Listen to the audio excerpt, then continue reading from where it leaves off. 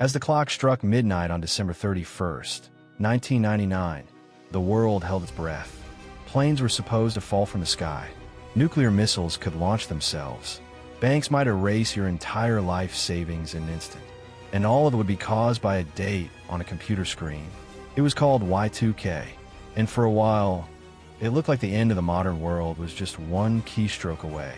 This is the true story of the Millennium Bug, the glitch that triggered global panic, billion-dollar emergency plans, and one of the greatest anticlimaxes in history. But was it all overblown hysteria? Or did we barely avoid a digital catastrophe the world still doesn't fully understand? In the early days of computing, especially the 1960s, 70s, and 80s, storage was expensive. So, to save space, programmers coded dates using just the last 2 digits of a year. For example, 1975 was written as 75 and 1999 as 99, but that also meant that the year 2000 would be written as 00. And here's the problem. Many older programs and systems would interpret 00 as 1900, not 2000. That tiny shortcut, meant to save space, suddenly became a time bomb. A simple 2-digit error could confuse everything from bank transactions and airline schedules to nuclear power plant controls and defense systems. By the mid-1990s, tech experts and government officials began sounding the alarm. This wasn't just a tech nerd issue. This was potentially a worldwide crisis. News outlets ran terrifying headlines. Y2K could crash the world's economy. Planes could fall from the sky at midnight. Nuclear missiles could launch on their own. Governments set up emergency task forces. Companies poured billions of dollars into fixing legacy systems. And average citizens, they panicked. People stocked up on food, batteries, cash, even generators and bunkers. Some believed society was going to collapse completely. As the clock neared midnight on December 31st, 1999, the world went into watch mode.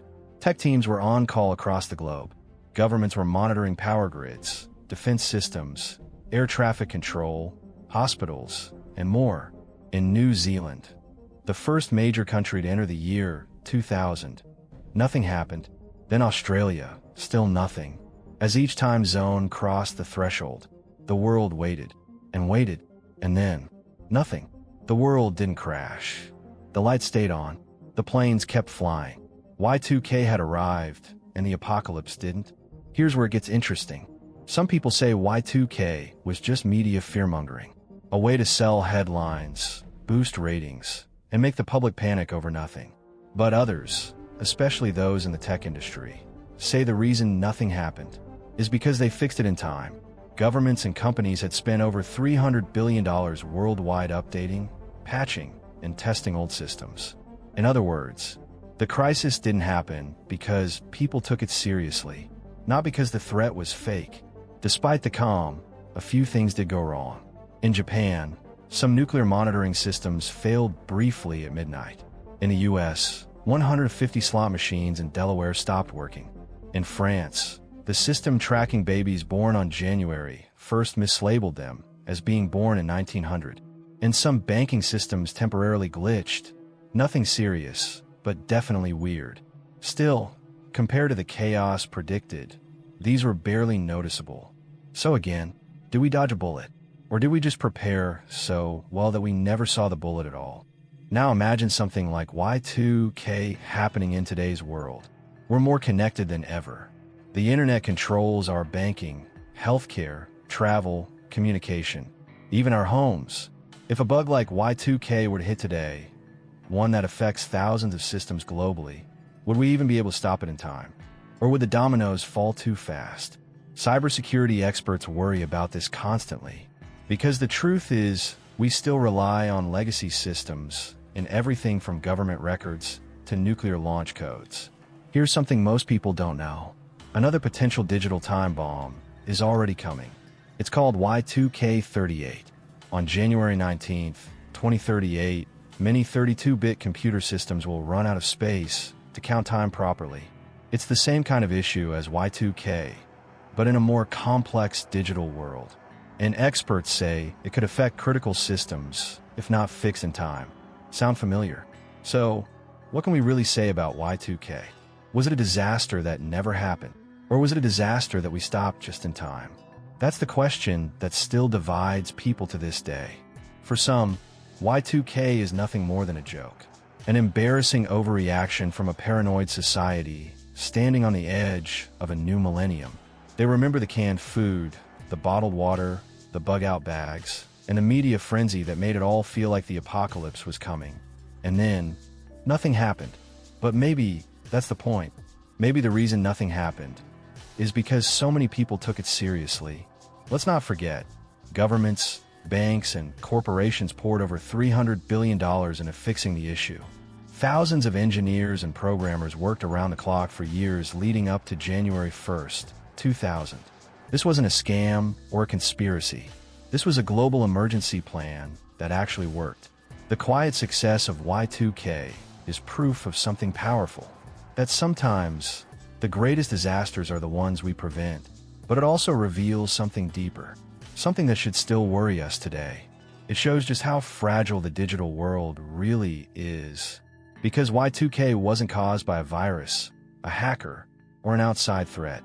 It was caused by a design flaw, a simple decision made decades earlier by programmers trying to save a few bytes of memory. That's all it took. A shortcut in date formatting that almost brought the entire world to a halt. Think about that for a second. A few digits left off for convenience almost wiped out global banking systems, nearly crashed airlines, and had nuclear defense systems on high alert. If that doesn't scare you, it should, because this is what the modern world is built on: code. And not all of that code is smart, or safe, or even well-maintained. We trust our lives to machines, to systems, to software that we barely understand. And sometimes, that software is built on a foundation of errors. So the real lesson of Y2K isn't about hysteria. It's about vulnerability, and the fact that we are one mistake away from potential chaos. And here's what makes it even scarier. Another digital doomsday is coming. In 2038, many of our current systems, especially older 32-bit systems, will hit their own time limit. It's called the year 2038 problem, or Y2K38. And just like with Y2K, it's built into the very structure of how computers keep time. If we ignore it, or delay action, we might not be so lucky the next time, because we no longer live in the simple digital world of 1999. Now, our entire civilization runs on code, from power grids and hospitals to satellites and defense systems. If something breaks in the wrong place, at the wrong time, it could all come crashing down. Y2K showed us that a small bug can create global fear. And maybe more importantly, it showed us that we are not in control as much as we think. We pretend to be masters of technology, but really, we're just riding a wave of complexity that we barely understand. And one glitch, one zero, one missing line of code can turn the whole thing upside down. So was Y2K a false alarm? Or was it a warning we should still be listening to? You decide, because the next time a silent countdown begins inside your phone, your bank account, or a satellite somewhere in orbit, there might not be a second chance to fix it.